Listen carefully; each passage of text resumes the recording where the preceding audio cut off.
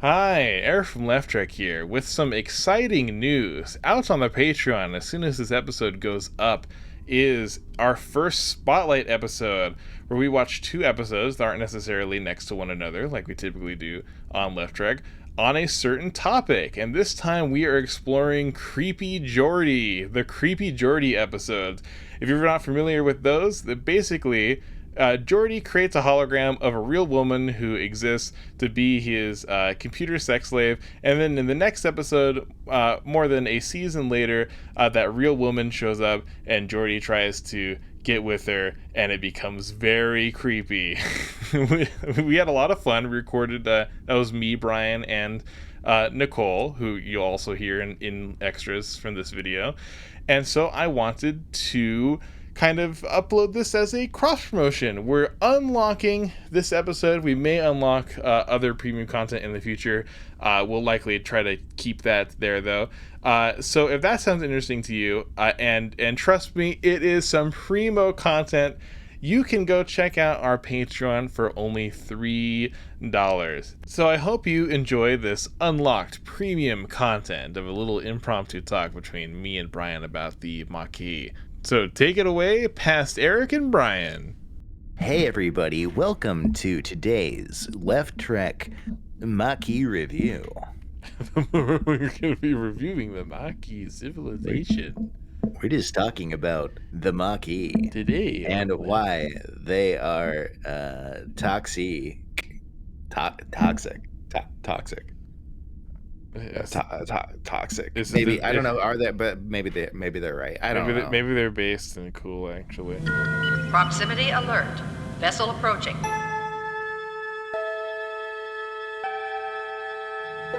The vessel is hailing.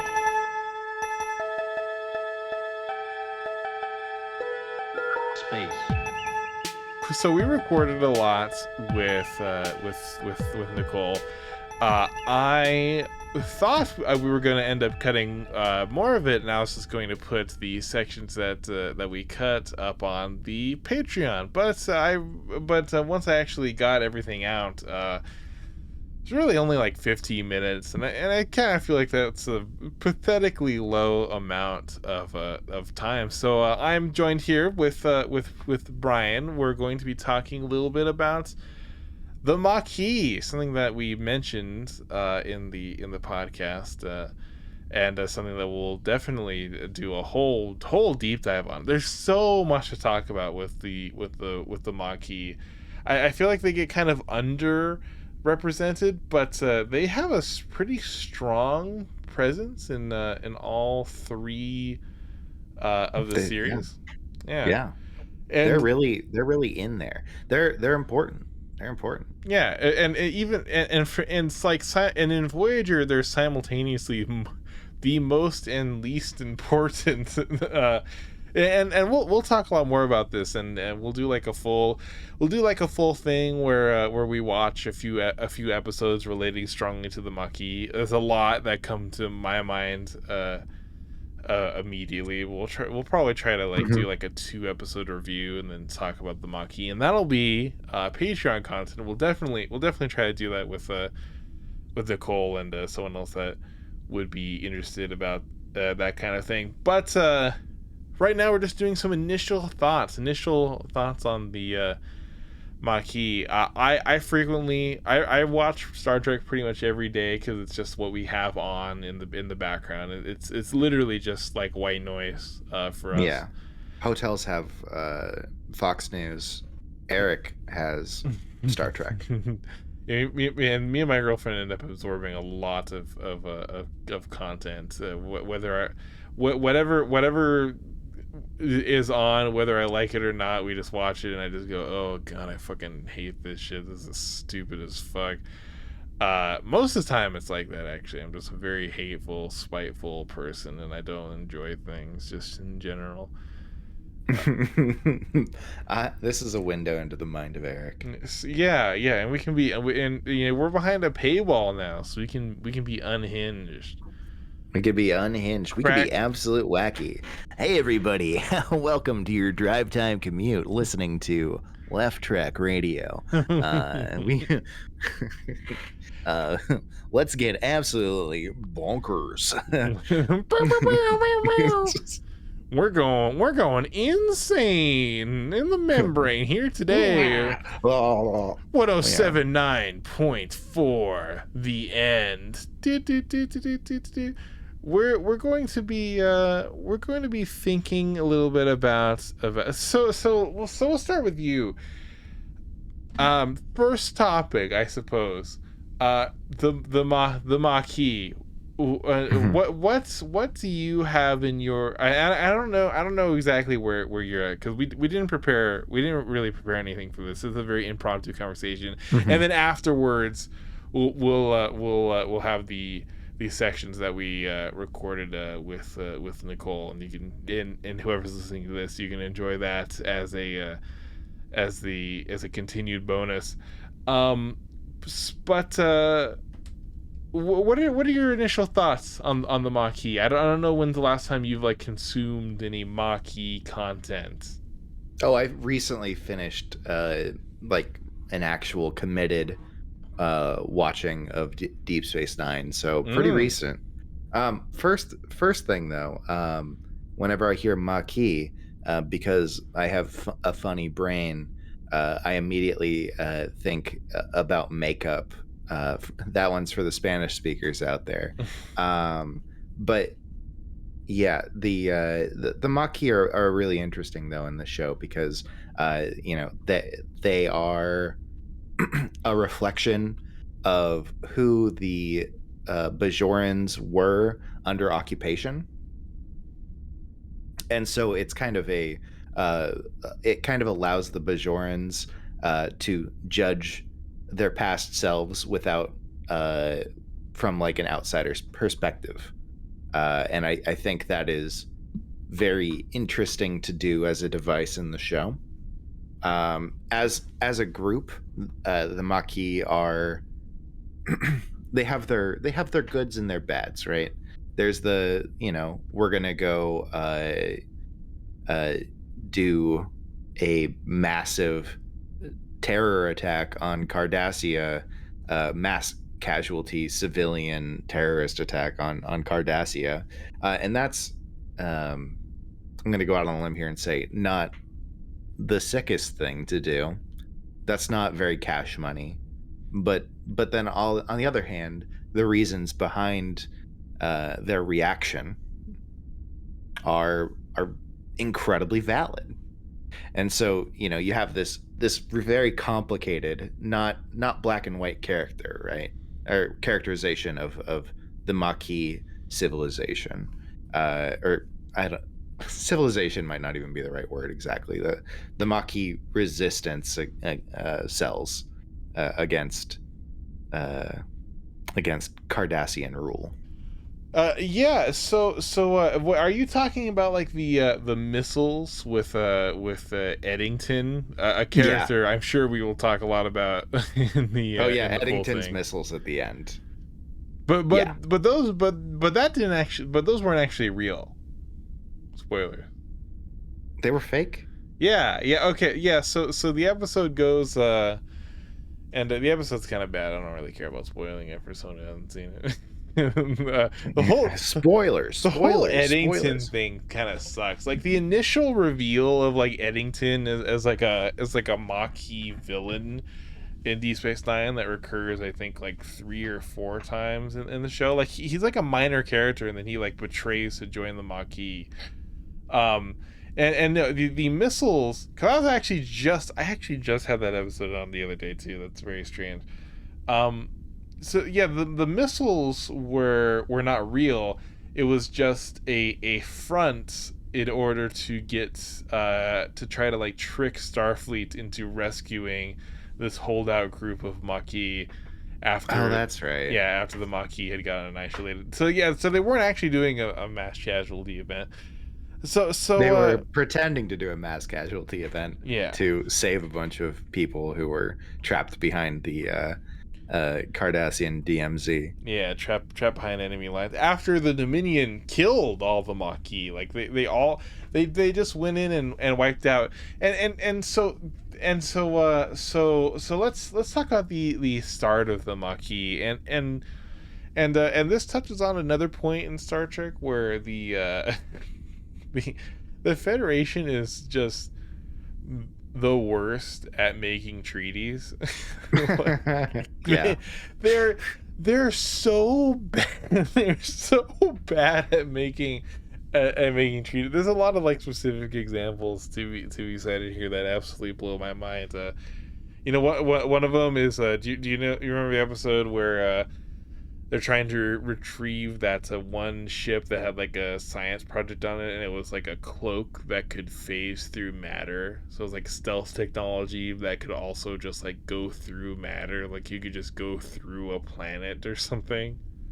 No, I don't remember that. That's a TNG episode Damn. where That's wild. I think what's his the guy from Lost, I forget his name, the bald guy from Lost is like this evil, is one of the classic Star Trek evil admirals, even though I believe he's absolutely right, but they have this cloaking technology thing that they were working on, and for some reason the crew mutinied, and Riker and the captain were the only person to survive, and Riker like regrets his actions in defending the captain, and what was happening is that they were testing out this cloaking technology, and the reason why that's an issue is because the Federation signed a peace treaty with the Romulans that they Yep. wouldn't make cloaking technology.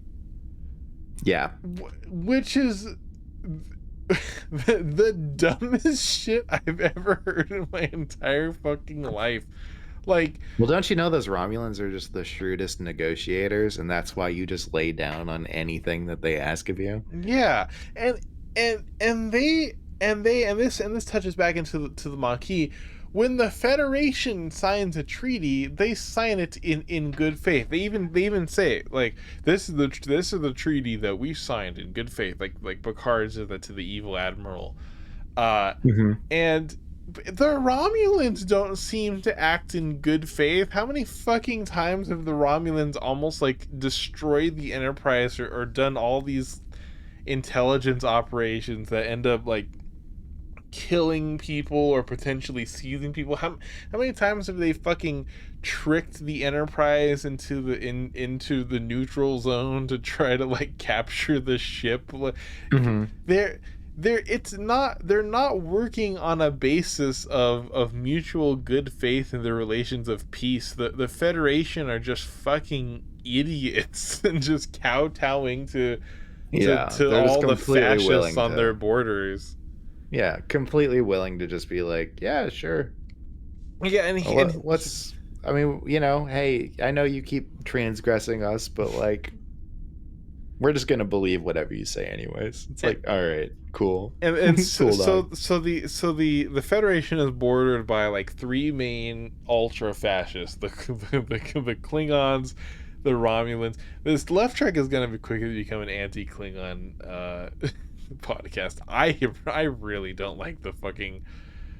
Yeah, the Klingons I are. really don't like the Klingons. They're awful. The Klingons are, well, yeah. I like Just historically and currently, and oh god, it's really terrible. It's really fucking terrible. And oh god, just like anti-communist shit in the earliest iterations, then fucking in TNG, just like very clearly like weird analogy for black people, explicitly and implicitly at the same time. Just a lot of like very just a lot of coding there. Just like a lot of like vaguely like primitivistic coding on this alien race that is primarily white actors with shit on their forehead dressed up in blackface. Yeah. And then of course you get into Discovery, where they end up being apparently, I haven't watched it, but I've heard that they're coded as Islamic, and so it's just That's very true. like, Yeah, oh that's true. god. What's happening? Oh god. Why are you doing I this? think the new Star Trek stuff is just out of the conversation, really. 'Cause there's a No, lot of yeah. people that talk about, like, oh, even the Star Treks that you don't like, they're still Star Treks. I'm like, no, it doesn't really have to be like that. Like, do you don't have to fucking treat everything as canon just because it did indeed exist. Like, if there's something stupid, just write it out. Like, you can do Yeah. that. It's the problem of, like, I get it. You want to make sure that, like, the canon is kind of unified. But as in the real world right now, consensus reality is dying. So we're just dealing with it. Okay. People talk about, like, how you have to, and I see this dumbass shit on Twitter, because Twitter for some reason really thinks that I want to know about, like, new Star Trek stuff, when I absolutely do not. Like, oh, entertainment as a category, here's this someone's fucking dog shit take about how just some stupid shit about Picard or Discovery. Like, how are you supposed to deal with a canon, like let's take Picard for example. At the end of Picard, it doesn't matter about spoilers, because no one should watch this fucking show. It's genuinely one of the worst not just Star Trek, but it's one of the worst just shows I've ever seen in my entire life. Bad. It's bad. It's beyond. It's incompetent in a way that, like, makes me lose faith that we're ever going to have any kind of, like, intelligent. I don't want to say, I don't want to just say intelligent, because it doesn't mean anything. But we're never gonna have anything that's not just fucking dumb shit all the time forever now. It's very upsetting. And so how are you supposed to deal with a canon where, if you make too many androids, like you play Stellaris, it's the fucking contingency from Stellaris is just in Star Trek. I guess it's also the same as the Reapers from Mass Effect, which is much more the Reapers from Mass Effect. If you have intelligent artificial life, like a lot of it, then there's, like, a realm of space octopus robots that will come and like destroy all life in the galaxy or whatever the fuck. Because they love galaxy wide threats in New Trek. It can't just be a threat to the Federation. It can't be a threat to a planet or anything. It is a galaxy wide phenomena. I saw a trailer for season 4, and they're talking about this is the greatest threat to the galaxy that we've ever seen. Like, again, Another one? another one in the same show. Can't people just have, like, a minute? How are people threatening the fucking galaxy? Like, and how are you supposed to contend with that being something that's contiguous with these other things in Star Trek? Like, how are you supposed to, like the artificial intelligence is one thing.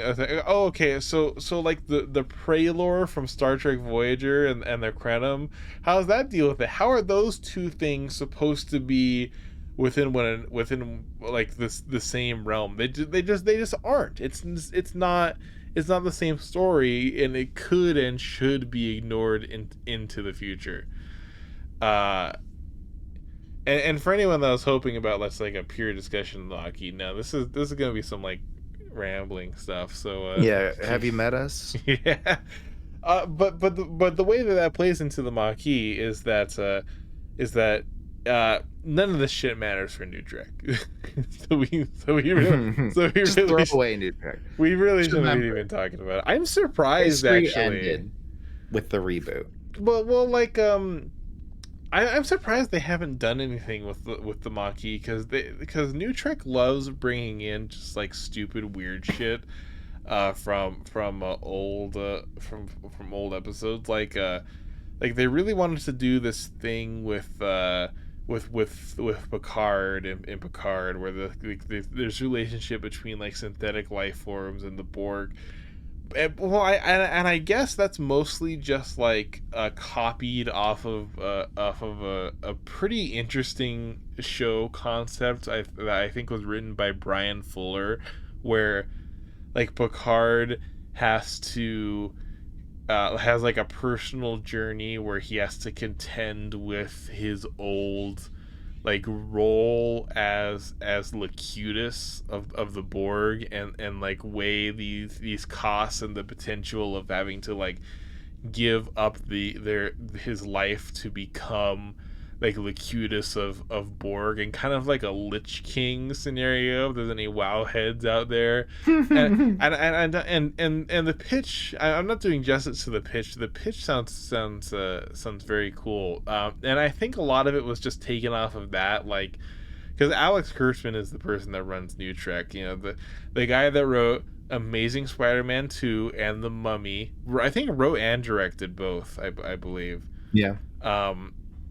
Two of the worst movies ever made, hands down.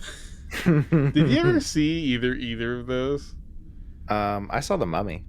Oh, okay. I didn't see The Mummy, but I did see The Amazing Spider-Man 2. Amazing Spider-Man 2, one of the worst movies I've ever seen in my entire life. Now, granted, I don't watch like a lot of just like terrible crap like B movies. As a matter of fact, I don't. Like I only ever watched like movies that got wide releases. Like I'm not like a big movie person. And Amazing Spider-Man 2 is hands down one of the worst movies I've ever seen. That includes every Twilight movie. That includes a bunch of the Transformers movies, Fast and Furious 5, which is like the bad one. It's worse than all of those. I'm not kidding. It's almost so bad. Well, like none of the New Trek stuff or any of Alex Kurtzman's stuff is so bad it's good, because it's just so incompetent to the level that it's like boring. And there is some entertainment in like making fun of how boring and stupid it is, but it's not like boring and stupid in the way that like The Room or something like that is, you know? Yeah, I mean, as somebody who is one of those, I watch bad movies to enjoy them for being bad. Yeah, no, it is a special kind of bad, to make something that has such a high budget, and turns out such a dismal product. It's like, to keep it contemporary. It's like what happened with the new Cowboy Bebop, Oh. where it's like oh, you got a huge budget for this, and you're gonna make something that is just going to completely fall on its face. And hey, there was a lot of people trying to do the best work they could with that. There's a lot of things in there that it makes me legitimately sad to watch, because I'm like, oh God, like the portrayal of Jet in that show is magnificent. Like, honestly, great performance. I heard someone else say the exact same thing. Yeah. And there were a couple of those. There were a couple of people who just really aced their performances. Like, they're fantastic. But then you had fucking Spike, and Spike being kind of the face of the program, just didn't work at all. I heard the performance of Ed was good as well. Is that right? Oh, was it not? maybe I'm misremembering what I saw. I've only seen like in some individual things on Twitter where people were just dogging on it. So like, there were some directorial choices there and casting choices where it was like, hey, we're going to try and make this character to be for Ed, who, just FYI, Ed is in the show for literally 2 minutes. That is the entire time. In the new one, yeah. Okay. Yeah, in the new one. Okay. And Ed is this character that is just like, oh, you're trying to make this cartoon character, but in flesh. Like, no trying to, like, change the character into something more conceivable as a, like a human, right? As a human actor, right? This is, they took a cartoon character who has very frenetic motions, will just kind of teleport, you know what I mean? Like, that's kind of a thing that you'll see Ed just, like, do some things that a human body can't do, right? In And in the live action show. yeah, and they just try and make well, in the cartoon, and then they Okay. try and make that happen in the live action show. Oh, okay. And not That's through digital interesting. effects or anything like that, but just trying to get that performance out of the actor. Well, here's an interesting question: Is Ed? What is the gender of the actor portraying Ed? Because that's No idea. This is an important thing. No idea, and I think that Okay. is an important thing. And I think no idea was the correct answer to that. That's good. Yeah, because yeah. I know the creator of Cowboy Bebop recently was asked about that and said that Ed's gender is irrelevant. Like, oh, that's cool. Yeah. Yeah. Yeah. Which perfect for Ed. It's just like, I don't know. Like, I could show you later, but the it's just like, oh, okay. I appreciate trying to be faithful to a text, right?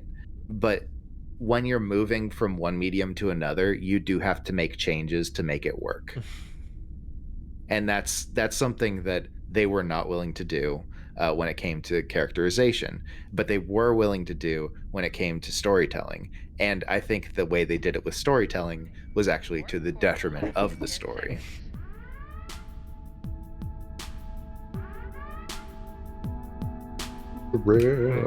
I'm ready to go. So Cool. Famously, the Federation's bad at treaties.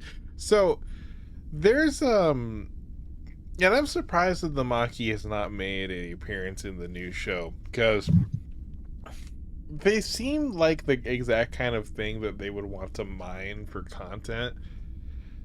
Famously, New Trek loves, like, the secret societies of old Trek. Not only did Picard use the Tal Shiar from the Romulans. Tal Shiar are the Romulan like secret society, or the Romulan like intelligence agency, I suppose. Mm-hmm. I guess they're like the CIA of the Romulans. Sort of. They operate semi-independently, and they kind of like override the military, but like kind of not. It's weird. It's like if the CIA, instead of being a quote unquote civilian agency, were explicitly a military agency. Yeah, I mean, they're also like they're very much like a sub, not sub, they're like a shadow government, kind of. Like, they're in a lot of ways above the Senate, and that's kind of an important thing to remember about the Tal Shiar, I think. Yeah. Right. And yeah. the Cardassians, and this is purely Deep Space Nine stuff, so it's a lot more interesting. The the Cardassians have the Obsidian Order, Mm-hmm. which are a autonomous organization, but their autonomy is granted by the government, and they're not technically supposed to have any military. They're not supposed to have any military equipment. Like, they're not allowed to have ships or anything, but they're basically just like a intelligence service that has like duty entirely to the states, and they just perform that however they will. And that's contrasted by the very interesting, completely secret organization of Section 31. Mm-hmm. Does it even exist? Yeah, so hard there's to know. So there's a very interesting conversation with Section 31, because they work most similarly to the to the Obsidian Order, where they're entirely autonomous to the point where they're essentially a secret to Starfleet, and to the or more specifically to the Federation, because they're as independent from Starfleet as anything else. So they're members of the Federation who have unknown powers, unknown capabilities, entirely like secret and decentralized, and with the objective of just doing whatever the fuck they can to protect the Federation from themselves, basically. And that's cool. That's cool, and people like Section 31 a lot, because they're so interesting, and they're so cool, and also mysterious at the same time. Mm-hmm. They are allowed. They're not allowed to do anything, but no one stops them from doing anything. So they can just basically do whatever they want. And I guess the premise is that they try to recruit the people that have like true loyalty and belief in the like utopian communist vision of the Federation. And there's interesting things that happen that in Deep Space Nine, and I think Section 31 deserves its own episode. But New Trek loves Section 31.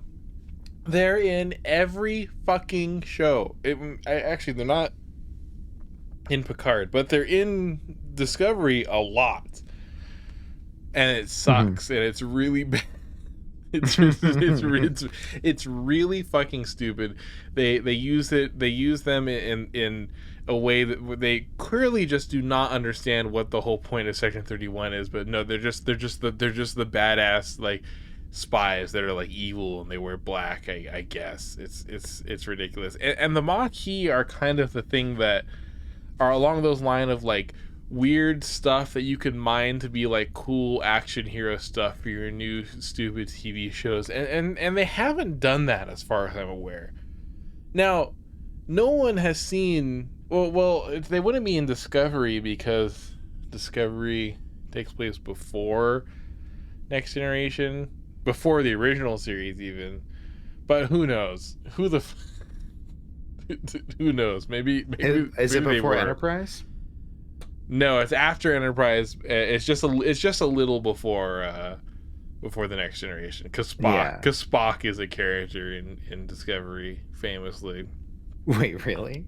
Oh, you didn't know? Oh my god! Wait, do they get the guy who does it in fucking what's his name? No, it's a new Spock. It's the third Spock. 100 Spocks. I'm pretty sure he doesn't look very similar. It could be him, but I'm almost certain it's a different Spock. The main character of Discovery, Michael Burnham, is Spock's sister. Did you know that? No. Why did they do that? Is this fucking Star Wars? Yeah. Yes. The answer is yes. It is fucking Star Wars. It's so that's painful. And then so Michael Burnham was adopted by Vulcans and like raised to be like raised like as a Vulcan essentially, and by Spock's parents. And so Spock, it's like fan fiction. It's Spock's. It is, yeah. It's Spock's secret adopted sister, and then they dredge out Spock. The Captain Pike is even a character in season 2, which is a real fucking throwback. And it makes no sense, and it's dumb. And Tig Notaro's in it once, and that's cool. But She Sucks is in the show. Oh god, I'm getting depressed. Let's move back. Let's get away. Let's get away from New Trek and let's talk more about the Maquis. So the Maquis start because the Federation's very bad at signing treaties, and one of the very bad things that they've signed in treaties is that they gave away some already inhabited like planets by Federation citizens, they give those away in the form of territorial concessions to the Cardassians. Now, the Federation also gained territorial concessions from the Cardassians, so there's some Cardassian colonized people living in Federation space, and there's some Federation colonists living in Cardassian space, and that was the end of an incredibly like racist against the Native Americans episode of the Next Generation, where one of the places that they gave away to the Cardassians was like a colony of Native Americans. I think they were like I don't remember if it was like a lot of different tribes, but I know they mention the Pueblo in one thing. I don't know if that has to do with it. Regardless, they're Native Americans. Like they're the monoculture of just North American natives, and they have a planet that they've been living on for like a generation now. And they gave that planet away to the Cardassians, and so the Federation, or rather Starfleet, is there to get to remove the Native Americans from their land and move them elsewhere, because the Cardassians are going to take over. And at the end of the episode, it's decided that for them to stay on their planet, they are just going to stay inside Cardassian space and be a part of the Cardassian Empire. Now, if you know anything about the Cardassians, you realize this is not a good idea. This is the dumbest fucking thing in the entire world. Not that the people who already live there would stay. That's not dumb. That's their fucking planet. Like, you know, they had a way of staying on their planet, and they're gonna stay on their fucking planet, and that's fine. Had to take a little nip from the old flask.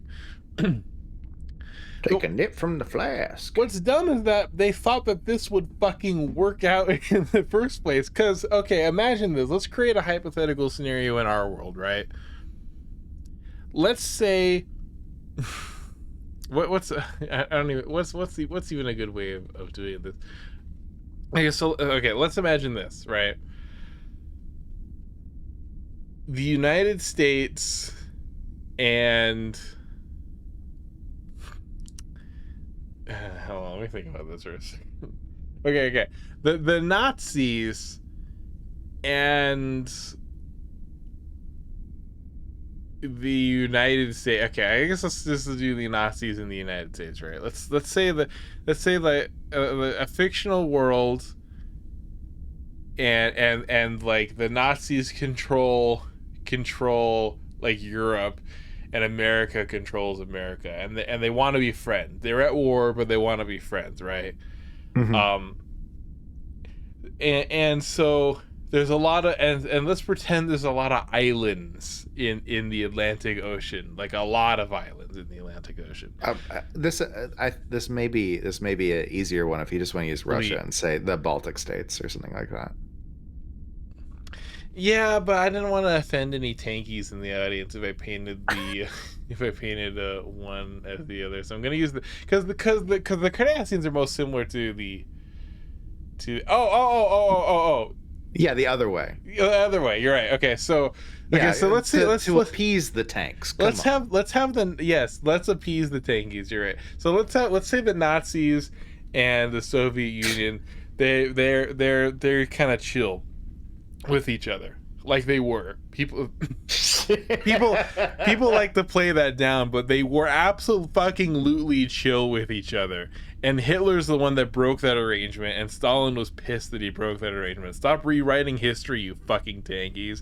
Anyway, we were gonna appease the tankies, and we scared them off. Oh no. Let's pretend that the Soviet Union was good for a second. Okay, so the Soviet Union and the Nazis, they have like a set border, and they come to like a non-aggression pact and like a treaty, right? Mm-hmm. And part of that treaty involves like a dividing of territory between like the Eastern European states and like the Baltic states and stuff, and and let's pretend that the this analogy doesn't really work either. Let's just lay down the original facts of the case. So the Cardassians are, All right, sure. so this, I wanted to make it easier, and ended up making it way harder. So the Cardassians are their space Nazis, right? They were a poor society, and then they had a military junta, and like the military has to control of society, and they lifted themselves out of poverty. They made Cardassian a thriving society again, and it's a complete society that's entirely dictated by devotion to the state. They streamlined the court system and made it completely efficient. It's so efficient. Yeah, they're I get a great example of showing that the Cardassians, they don't have trials. Your verdict is decided by the state beforehand, and the trials are just show trials to like boost morale. They're straight up like, I know this. Bear with me. They literally 1984. The fucking Literally. O'Brien on the show. Oh yeah. Where they're just like, you have to confess to your crimes, and tell everybody that that the state is good, and repent, and that you throw were yourself always upon wrong. the mercy of the court. And it'll be great for the people of Cardassia, and we'll then we can end this trial. My job as a lawyer will be protected, and I'll feel good about it. Yeah, and that's it. It's a society that has been overrun by the military, and is entirely devoted to devotion to that society and the military and the state. And obviously it's not very stable. There's a lot of like internal conflicts with a lot of like different factions, but they're Nazis, they're fascists, they're authoritarians. It's terrible. And so the Federation is like this utopian, like communist collection of these smart people that want to like learn and cooperate and explore the universe. And so they have a treaty, right? Because the Federation's one thing is that they just don't want to fight with anyone under any fucking circumstances, no matter what. And so they're pacifists to the extreme. Yeah, and they just don't want to have a fight with the Cardassians, and the best way of doing that is by trying to get like a treaty going. And the treaty that they decide, as we described before, is the dividing up of territories. Sometimes Federation colonies were in Cardassian space, sometimes Cardassian colonies were in Federation space, and instead of getting evacuated, the people who live there decide to stay there. So there's Federation people living in the Cardassian Empire. There's Cardassians living in the Federation. And maybe someone would see that arrangement and think, well, that kind of doesn't make sense, because didn't you just describe the Cardassians as like this like entirely this fascist state that's where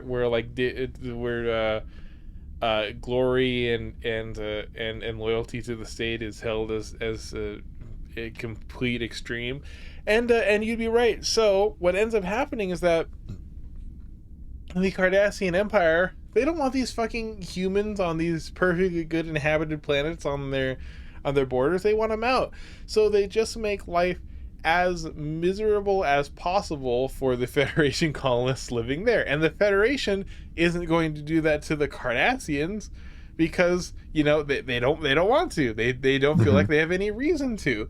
And so they've left these people in a position where they are now subject to violence, like and they describe it brutally. Like there's people's families are being slaughtered. People are being beaten. There's talk of like sexual assaults, and this is being carried out on behalf of the Cardassian state to make life so miserable to these people that they have to end up moving.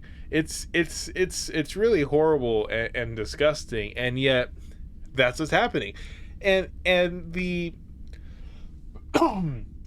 and the Cardassians on our on the Federation side, they don't have any of those issues, obviously, and in fact, they are working militarily to also harass and undermine the Federation colonists that are in Cardassian.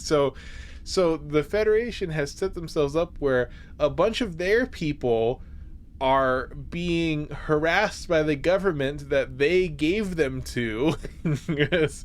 and and uh and are completely subject to violence to the point where eventually this treaty is going to end up in a complete consolidation of all of the contested territories within the Cardassian Empire, because that's how it must end. And the Federation are stupid. They're idiots. Yeah. Of course it's gonna fucking end up like this. This is not a solution. The Cardassians are not gonna look after the mostly human colonists in their space the same reason you're gonna look after the Cardassians, because you will, because you're the fucking Federation and you're idiots. I mean, hey, while yes, it's bad strategy that the treaty was fucked up. I do want to cape for the Federation a little bit here and say, hey, they really do believe in everybody's right to survival, but that does require creating kind of limits on what is acceptable, and that means having a strong opposition to the way Cardassians have been interacting. It is like a interesting ideological problem where we run into the paradox of tolerance very very early on in Deep Space Nine, and even I guess in TNG. The basic summary of the conflict, how the Maquis came to be, there was the territory dispute that we just discussed, and so obviously these people being brutalized by the Cardassians weren't taking that too well. What they decided to do is take up arms and fight the Cardassians, which is perfectly reasonable. It's literally self-defense. Mm-hmm. Once and but the Federation has a treaty with the Cardassians, so now the Cardassians, now the Maquis, who are calling themselves now the Maquis in a group, a quote unquote terrorist group, who is defending themselves against the Cardassian and attempting to liberate their own colonies that the Federation gave away, are so the Federation is now forced to intervene for the benefit of the Cardassians to fight former Federation colonists, because the Federation gave their homes away to the Cardassians. It's an incredibly stupid thing that the Federation did, and a lot of Starfleet people, they're sympathetic to the Maquis, and the whole situation could have definitely been avoided, and I don't know if and let me see if you agree with this, by just negotiating a different treaty. Like like space, like the conflict is very manufactured in a way where I don't know what the writers were trying to explore, but I don't think maybe even they knew what they were trying to explore. Like, what are the intended implications for why the Maquis were written in the first place? And I believe they started in TNG. I mean, yeah, I don't know why they were included in TNG, because they make a lot of sense in DS9. DS9, as I was saying earlier, the kind of like mirror to the Bajoran resistance. Also, just fun little fact here: Maquis was a word used to describe French resistance fighters during World War II, which is what it's named after. That's if that helps give kind of a context for how the writers were thinking about these people. I didn't actually know that. That's so that is relevant. You're right. Yeah. Um, so it's yeah, in TNG, I mean, I can hardly think of the times that the Maquis showed up because they were such a kind of small feature. What in like two episodes, one or two? Yeah. It's hard to put down a timeline because like they kind of were used interchangeably with like Bajoran resistance fighters earlier Mm-hmm. on. I know there's at least two Maquis episodes. The one which is at the very tail end of the series is where Ro ends up joining the Maquis. Mm-hmm. So I know and I know there's at least another one. But that's all I can remember at the moment. There's Yeah, a lot more in Deep Space Nine, that's for sure. And yeah, maybe I was wrong before. Maybe they were introduced in Deep Space Nine, and I'm just ignorant of it. yeah. I don't really know. I could look it up, but But so, um, oh sorry. oh no, never mind. So that's the setup of the conflict. What are some of your initial thoughts on the Maquis? Are they the good guys? And does that mean that the Federation are the bad guys? I know you just rewatched Deep Space Nine pretty soon. There's some very interesting stuff that Michael Eddington does in like the last mention of the Maquis in that series. But yeah, so what are your general thoughts on the Maquis? Uh, let's see. My first thoughts are about the Maquis were that let's see. I mean, on the first blush, you're watching like a bunch of main characters from Deep Space Nine get hoodwinked and beaten up, and it's like, yeah, okay. You find out about the Maquis like this way, and they're kind of painted as like the bad guys. But then you have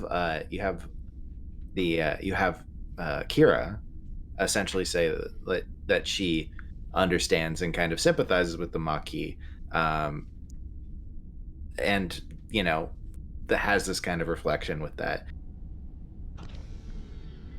Commander, is there anything you'd like me to communicate to the provisional government? Tell them some reckless colonist in the demilitarized zone blew up the Bacnor. There's no further threat of Cardassian reprisals to Bajor. I'll advise all of our outposts to stand down.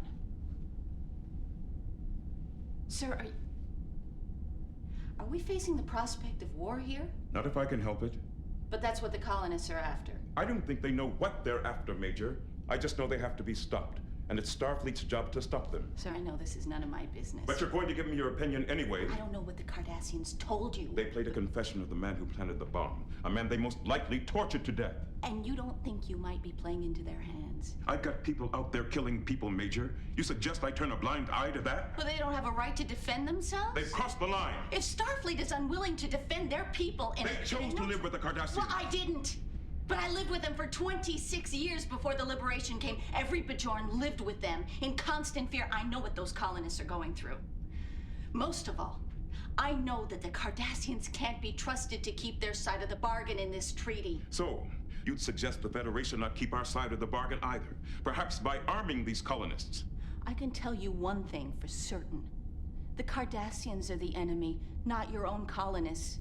And if Starfleet can't understand that, then the Federation is even more naive than I already think it is. And so, personally, I think the Maquis are right and like righteous and all that. I don't think that they're like, I don't think that they have any real wrong feelings about the situation.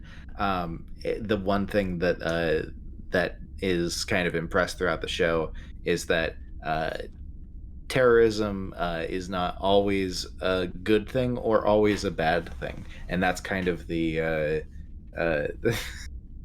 it's kind of how the whole thing that's a large part of the themes of Deep Space Nine generally. And I don't know, trying to get myself on a watch list, hey, terrorism not always bad.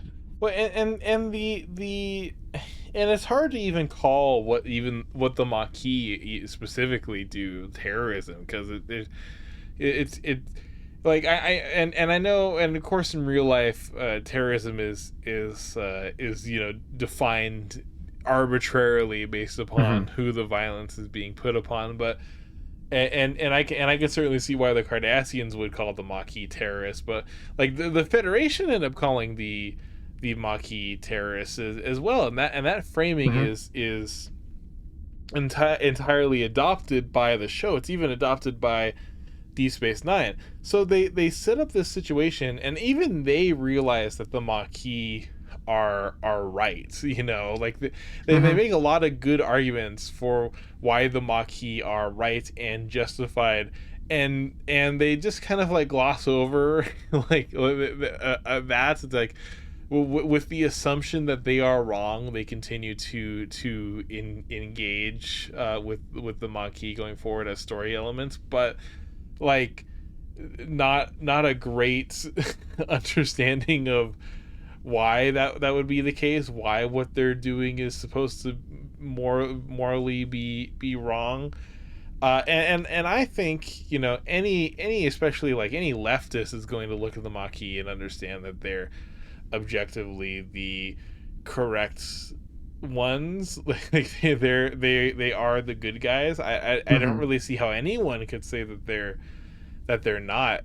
And I guess the question then is, what does that say about the Federation, this society that exists as written by the writers of Star Trek? Well, I think that really it gets at kind of the heart of what is wrong, what is the sickness of the Federation, right? Like what hurts the Federation about itself, and that being like the bureaucracy that's kind of crushing everybody. And that is something that gets brought up in other episodes, is how bureaucratic things kind of get in the way of doing what's good and right, which can be used to do a Dirty Harry argument, but can also be used from a leftist position. Like these are not exclusive. The but looking at bureaucracies as kind of their own sort of violence. A great episode about that was the one where there were some people who came through the wormhole who were looking for their home world, and the Bajorans, after going through a bureaucratic process, said, "You can't live on Bajor, where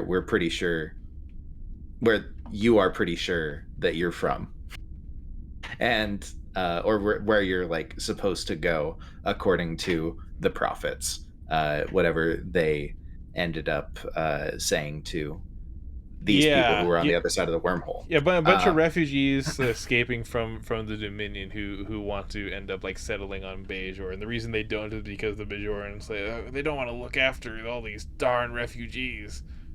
We can barely take care of ourselves. We need borders. It's the borders argument. Yeah, the Bajorans free themselves from the fucking like fascist Cardassians, and then make sure they establish their own religious ethno-state immediately afterwards. A liberal democratic religious ethno-state, which isn't that interesting.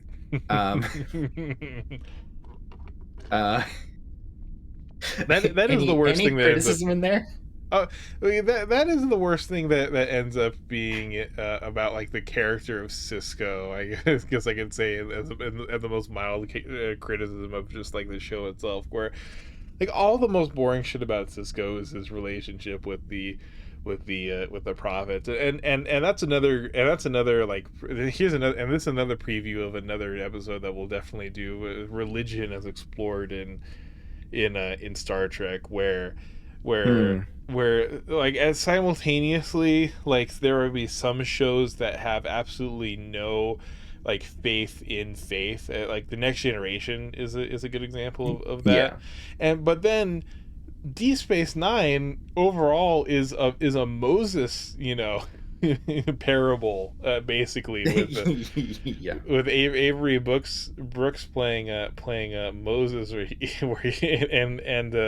and then Voyager is kind of like the start of a lot of these conversations about like faith that get like mangled into oblivion as we go into into new Trek stuff. But yeah, no, I think you're right. And as that relates to the Maquis, like they're not burdened by any of this religious things. It's purely a materialistic, self-interested society that is mentioned later is planned on declaring independence for themselves. Like they're fighting a winning war against the Cardassians, essentially, and taking advantage of other like political things that help with that, such as the war with the Klingons.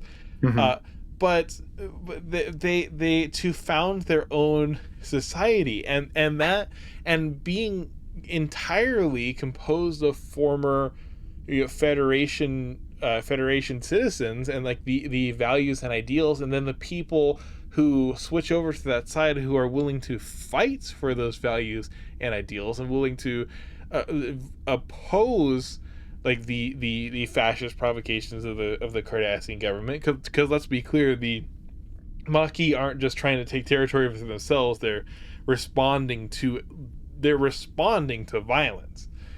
And they talk about later how they were going to form their own society, but we don't have to deal with it because they're all dead. They all die because they get massacred. Problem solved. Boop boop boo. Wrap that up neat and tight in a little bow, and then oh no, we have Voyager, and oh my goodness, like a fourth of the crew on Voyager is Maquis. But luckily that's pretty much is never relevant, and the Maquis are basically just in that.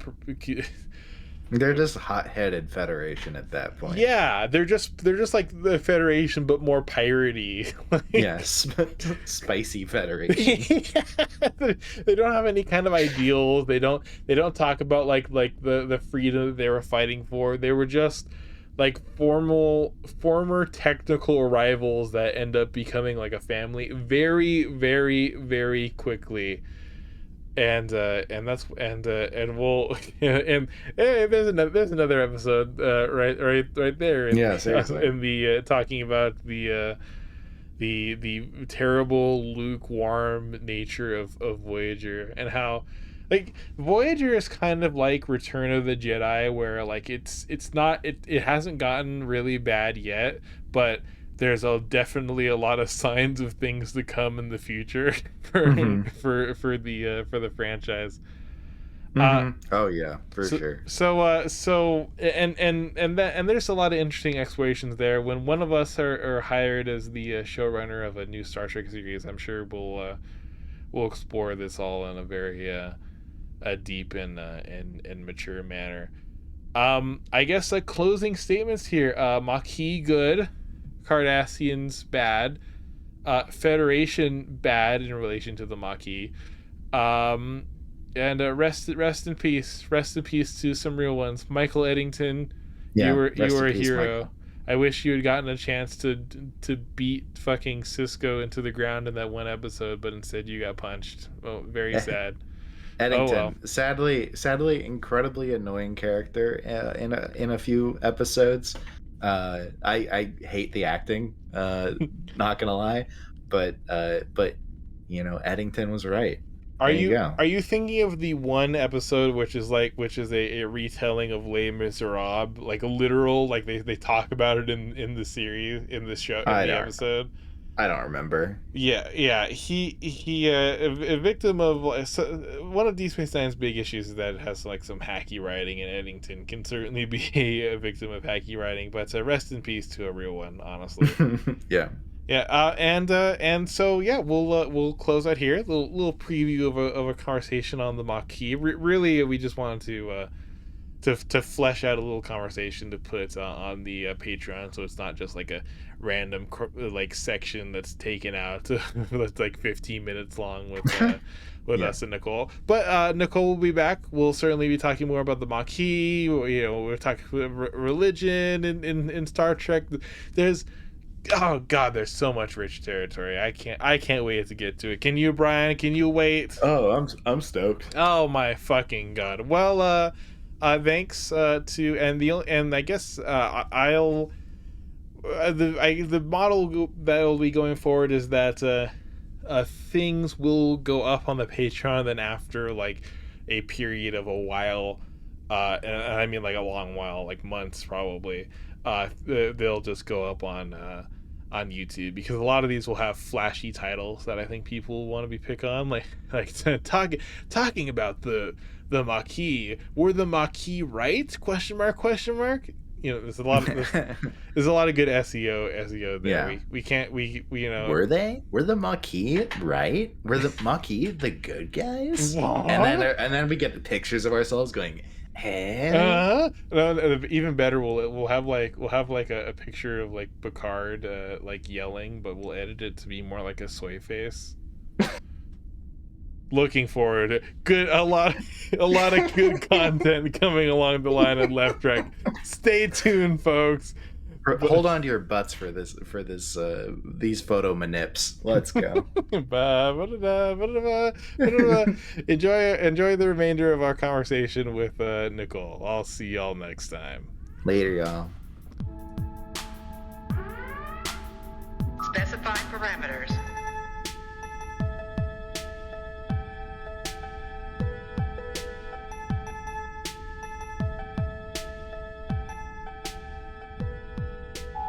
finally found it. This is such a memeable image that I need to like. It's the image of listeners. Is the image from the episode we were talking about with where Worf goes to Ryza, the sex planet, with his hot like objectively smoking hot girlfriend, and he's just like, no, I don't want to fucking have sex. I don't want to have fun. I want to wear my uniform and be a fucking bitch all day. And she's like in a bathing suit, looking hot and trying to like get his attention sexually, and he's just looking the other way. Yeah, that's the image. What's her actor's name? I always forget, because she stopped acting after Deep Space Nine because she got treated so poorly. I think they treat her like shit. It's fucking. They go into that in the documentary. Right? They do. They haven't do. Seen it yet, so. I've seen it. So I saw a clip where like she's crying, and she was really upset. Yeah, that's gonna be painful to watch, because I so much sympathy for her. She's such a good actor, and she never acts again after Deep Space Nine. So we're just ruined of her phenomenal talent. And God, she is hot. Holy shit. Yeah, she's extremely hot.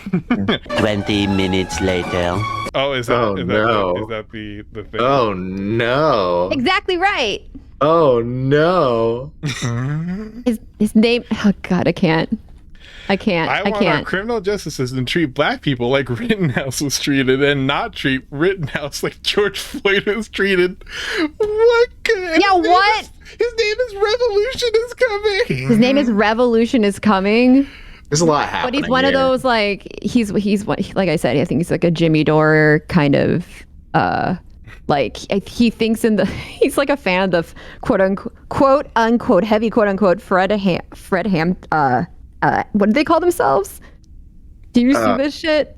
No, I think I know. I think I heard something about it from Fred somebody. Hampton leftists or something. God, yeah, some people calling themselves like Fred Hampton leftists. And Fred Hampton's son is like, stop it. And they're like, you don't know what you're talking about. How dare you not allow us? You're just trying to ruin the revolution. Oh my God. It's like the fucking Fred Hampton's son. You shut your fucking mouth. Jesus fucking Christ. Like, it's like the Turks trying to take over Terry Pratchett. Without that whole thing that happened. Terry Pratchett. Oh yeah, there was this whole thing where it's completely irrelevant. It's completely not Star Trek, by the way. Well, fucking oh God, I completely forgot what I was gonna say. Shit. Who else again? Probably for the best, honestly. damn it! What the fuck was I gonna say? Jimmy. I used to like Jimmy Dore like ages ago, like cause I just nebulously kind of saw him like post some good takes, and apparently since then he's become an anti-vaxxer, like an actual anti-vaxxer. Like what the fuck? How does that? Yeah, how does that even happen? man. That blows my fucking mind. You know what blows my mind is that you can be this like old and this horrible with your takes and you can still make a career in politics. Like I'm always worried about what I'm going to do as a woman, as like my career being like a person that talks on the internet.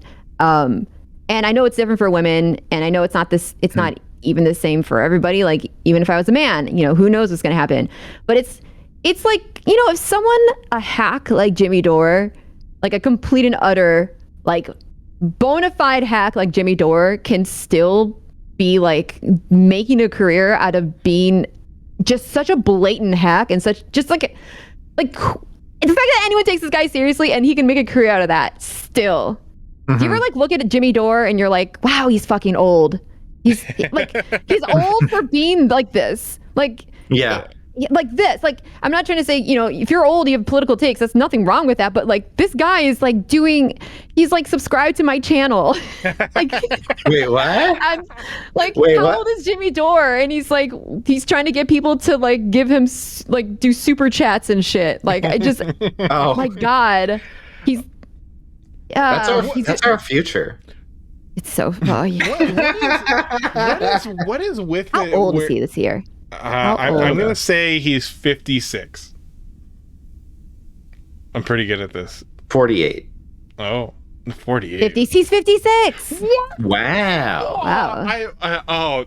I don't know why I'm really good at that. I don't know why. That's a very strange skill I have. That's crazy. Because he's 5'8". Wow.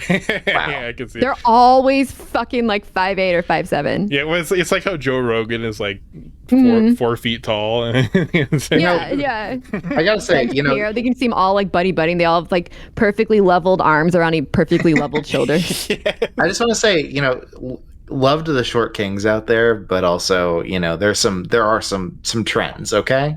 There's just trends, okay? What is with it with the Young Turks, where there are two now like trending right wing media figures that have emerged out of the Young Turks? So they have Dave Rubin, right? Yeah. They have Jimmy Dore. Oh my God, are there more? There's a guy that was working for them that they ended up firing because he was like a sex pest, but I think that Hassan. there's that guy. Not Hassan. Don't say that. Hassan, we love you. Come on the show. There's this other guy I remember because I bumped into him at events and everyone tells me stay away from him. He's a sex pest. He used to work for TYT. Oh my God. Oh God, is it I don't know. Yeah, I can recognize his face. That's all I know. Is he like a bald white guy with like stubble? Is it that guy? Maybe. Oh my God. I really is it Jordan? Oh, I think it is Jordan. Jordan Cheriton? I just Googled. Wait, what did you Google? I said sex pest TYT. What a fucking it's definitely him. Yeah. This is like I remember his. I've seen him at so many events, and I'm like, well, I'm gonna be on this side of the room. Oh God. Yeah. That's red flag right there. Oh my God. You see someone looking at you like that at a party, run. I feel like it's like he has the PUA starter pack look, Oh God, yeah. The young professional at a meetup trying to talk to like chicks that we're all here for data infrastructure, but he's trying to pick up women anyways. Like this is not the guy that I thought it was, but I definitely recognize him. I used to watch TYT a lot.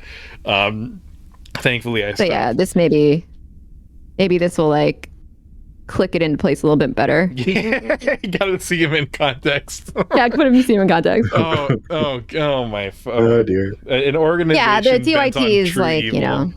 Yeah, it's there. Yeah. I don't want to shit talk TYT. Let's not do that. I do. I don't Fuck know. you, TYT. I feel uncomfortable. Whoa! Wow. Jake Huger, come on the show. Whoa. No, don't actually. Never mind. I just generally No. I'm not even saying that because of like an optics thing. I'm just saying that because I never really, I know some people like to go super hard on like an organization or like a person once they have even a little bit of like hint of lib or something, or like a hint of, or they see that that person made an oopsies in some way. I don't know. Like I think that that's an approach, but I also know that I also feel like that can oftentimes be counterproductive. I'm not trying to, and I go back and forth on this because sometimes I feel like people go too hard, and then I see that no, they don't. They need to go harder. Like look at the gatekeeping problem we have on the left. We have all these douchebags. These unbelievable douchebags shoving their dicks into every fucking like I can't walk like a foot without a dick shoved in my face from one of these debate bros. I'm just like I want to like Jesus Christ, get me away from this shit. Debate me, blah blah. And it's just so invasive, and it's so harmful, and it's like hurts so many marginalized people, like directly hurt them, that I'm like maybe we do need to like be really harsh. Maybe we should be like super. If TYT makes them, fucks up, we should be like extremely fucking harsh on them. The thing that I know about CYT is that they busted their own union. Yeah, the union busting shit was fucked. That was fucked up. Like the fuck check. Yeah, that's really fucked up. Like that, and that I looked into that really thoroughly because I didn't want to, you know how the right likes to co-opt the left's concerns and then be like, this, like the pedo jack people, like you think of the children, this person's a pedophile. It's like, no, they're not a pedophile. you just hate them and you're trying to smear them. I've been smeared by them, so I know. Yeah, and for anyone that out there that doesn't know the context, like Nicole here is one of the chief victims of these fucking people. Like, my god. Yeah. Thank you for saying that. Thank you. It's true. People. I'm fully expecting to see some fucking $5 comments in the comment section. Oh, don't you know you're platforming a racist? Don't you know? Classic. Well, and also, I told you this, that you are genuinely like the ideal guest for this program, and I think that having you on as our first guest, you're our first guest today. I don't know if you knew that. Oh, really? That's cool. It's a great litmus test for anyone that's going to come afterwards, because I feel like you are a great litmus test, because there's anyone out there that like I've been saying this, not to toot my own horn, but I've been saying this. Yeah. If there's anyone out there that like truly hates you, I think that says a lot more. Like someone on the left, especially, like that says a lot more about them than anyone else. Yeah. So if someone doesn't want to come on because you were on here, then that's someone I do not want anywhere near this fucking podcast. That's really cool to hear. I appreciate that. And it feels weird for me to say that, but I feel the same way. It's like, you're allowed to not like me. I'm not, that's a perfectly acceptable thing. But this is not, we're not talking about people just like, I don't want to hang out with her, she's not my type of person.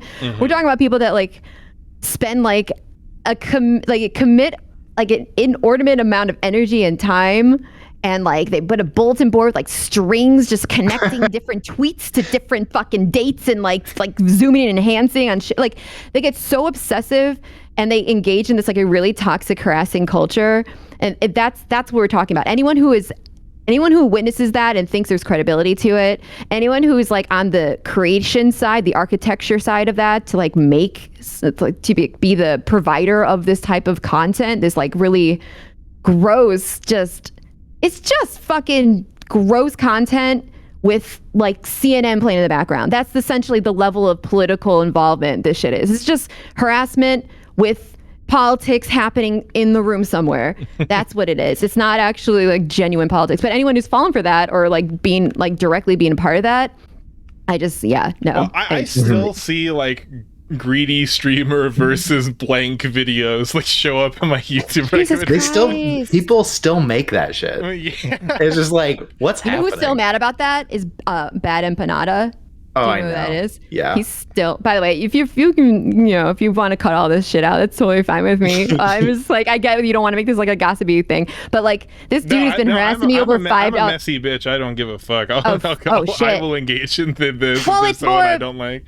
Yeah, I don't know yeah, who I that mean- is though. But I'm well, this- offline when it comes to this kind of Oh, stuff. then you do. think, God bless your heart. Fucking God bless you.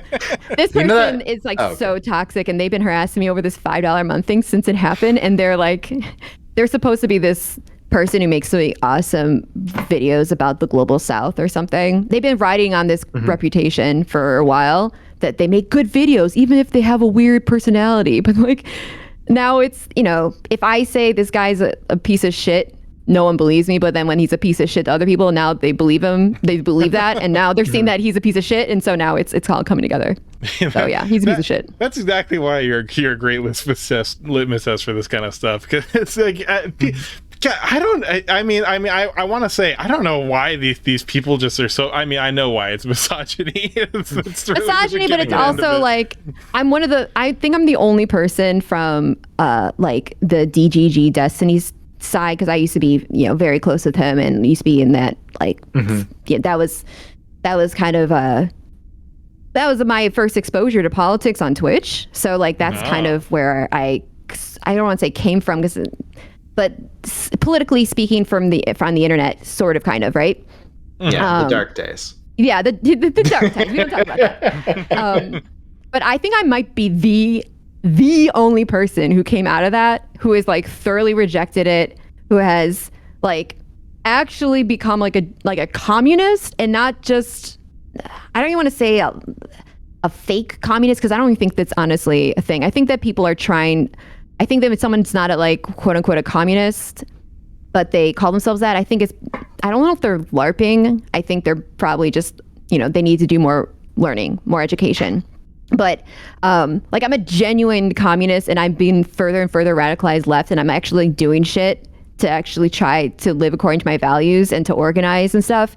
And I think that plus the misogyny, it's like the rejection. I've gotten the weirdest messages from this group. They'll send me messages like we'll take you back whenever you want to come back to us. There's always a place for you here at DGG. Oh. And they're saying this all while harassing me and trying to like spread like all sorts of defamatory all sorts of defamation about me. It's a very creepy like cult. It feels like vibe is like Scientology. So it's like, imagine leaving Scientology and then like rejecting it fully and like actually doing anti-Scientology stuff with your life, and they're like, what?